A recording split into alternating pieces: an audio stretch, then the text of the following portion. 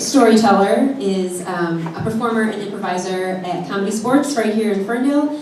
He also runs a podcast about Dawson's Creek called It's All Creek to Me. Please welcome Ryan McGillen.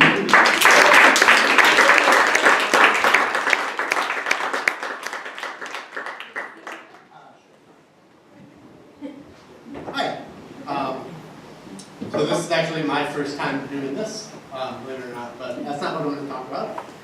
I think most people, when they lose their virginity, they don't really have to think about it for very long. Like even somebody who is going to do this with somebody that's special to them, somebody they've been with a long time, they only have a day or two before it happens.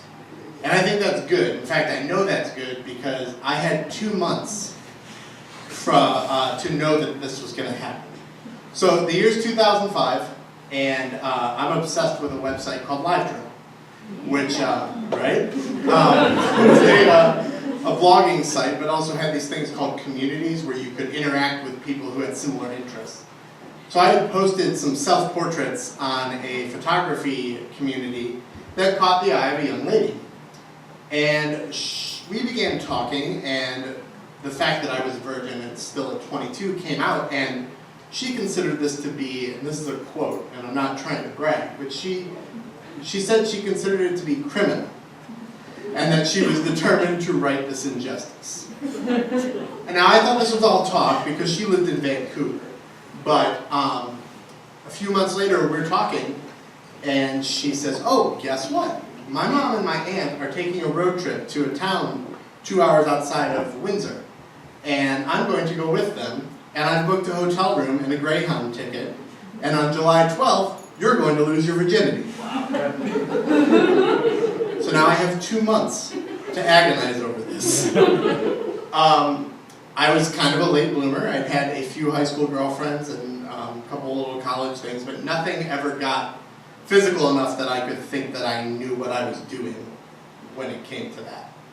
So I took to the internet and researched. I spent a lot of time trying to find the best brand of condom I could and looking up all kinds of stuff, all while still talking to her and letting her reassure me that this was going to be fine.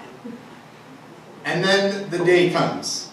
I wake up and I say, in 10 hours, you're going to drive to Windsor and you're going to have sex for the first time. And I start freaking out. Now I know nobody has good sex the first time that they do it, and I also know that my voice just cracked. I know that nobody has good sex the first time they do it, but I was determined to. And so I called one of my best friends, asked him to round up his then girlfriend and meet me for lunch. And at National Coney Island, over chili cheese nachos and fruit punch, I asked them every awkward question I could possibly think of. And armed with as much knowledge as I had before we had lunch, I went off to accomplish some tasks. I had to buy said condoms, and because I'm a romantic, I also wanted to get flowers. So I went to a place where I knew I could do both, my local Kroger. When I get to the section of the store where condoms are sold, my worst fear is realized. They're in a locked case. So I have to go find a store associate to come and unlock the case for me, which felt like it took 10 years. So I go up to the register with my flowers and my condoms, not thinking to buy anything else, and the cashier just looks at my purchases and goes, right on. And I turn beet red. As I'm leaving the store, I pull out of the parking lot and I pass my mom. So had I stayed in the store just 5 more minutes, I would have walked into my mom at the door. So now that I'm armed with the flowers, armed is a weird way to say that. Exactly. Armed with flowers and condoms, and also a mix CD that I had made for her. I know, right? I head off to Windsor. Now the date is important because Detroit was hosting the All-Star game this year. So there's tons of traffic at the border all coming into the city. I think I'm going to breeze through customs until I'm told, we want to search your car. But it is so full of garbage, we need you first to go back across the border and clean it out. So now I'm sitting in the All-Star Game traffic, and while I'm sitting there, I'm filling up a backpack with garbage, just trying to get the jump on the cleaning up of the car. When I get to the gas station, a homeless gentleman comes up and actually offers to help me if I had any money, so I gave him the $2 I had, as well as a bottle of pre-mixed Manhattans and the backpack. And, so now I'm back across the border with a clean car, and they don't search me. They don't even stop me. They're just like, off you go. So I get to the hotel, we meet in the lobby, I give her the flowers and the mixed CD, and we decide we're gonna grab some coffee. We find a Tim Hortons, grab coffee, don't talk to each other. We talk on the phone to her to her mom and me to friends of mine that were touring with their punk band. And then we're back to the hotel, and I say to myself, I need to delay this as long as possible. So I say, I'm going to check on the score of the All-Star Game, which I could not care less about. And I sit on the edge of the bed and watch baseball for like 10 minutes, and then it settles in, all right, this is apparently going to happen.